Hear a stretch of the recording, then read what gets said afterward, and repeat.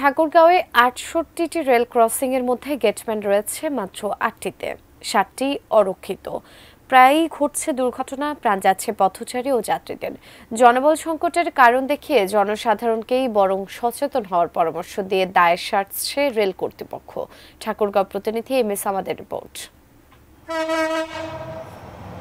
জেলায় ৪৭ কিলোমিটার রেলপথের মধ্যে সরকারি তালিকাভুক্ত রেল ক্রসিং ৫৫টি, তালিকার বাইরে রয়েছে আরও ১৩টি। এর মধ্যে গেটম্যান রয়েছে মাত্র ৮টি রেল ক্রসিংয়ে। বাকি গেটগুলোতে সতর্ক বার্তা টাঙিয়েই সারা হয়েছে দায়। এসব রেল ক্রসিং পেরিয়ে তবু জীবনের ঝুঁকি নিয়ে প্রতিদিন চলাচল করেন অসংখ্য মানুষ। টপার ননস্টিক কুকারে ৫ স্তরের ইউরোপিয়ান স্ট্যান্ডার্ড কোটিং থাকায় খাবার লেগে যায় না। পার হয় যানবাহন, প্রায়ই ঘটে দুর্ঘটনা। গত বছর পীরগঞ্জ উপজেলায় অরক্ষিত রেল ক্রসিংয়ে ট্রেনের নিচে কাটা পড়ে মৃত্যু হয় ৩ জনের। শিবগঞ্জের আমতলী রেল ক্রসিংয়ে পঞ্চগড় এক্সপ্রেসের সঙ্গে ট্রাকের সংঘর্ষে গুরুতর আহত হন ট্রাকের চালক। গুরুত্বপূর্ণ রেল ক্রসিংয়ে গেট নির্মাণ এবং গেটম্যান নিয়োগের দাবি জেলাবাসীর।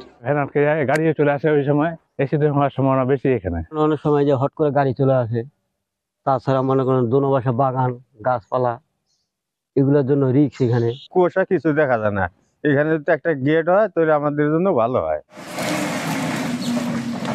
গেট ও গেটম্যান না থাকায় উদ্বিগ্ন ঠাকুরগাঁওয়ের রেলওয়ে কর্তৃপক্ষ। জনবল সংকটের কথা জানিয়েছেন কর্মকর্তারা। ঊর্ধ্বতন কর্মকর্তার কাছে আমরা চিঠি লিখছি এগুলা লোকবল নিয়োগের জন্য। আশা করি অতি শিগগিরই লোকবল আমরা নিয়োগ পাবো। MS Amad, 18 news, Thakurgaon.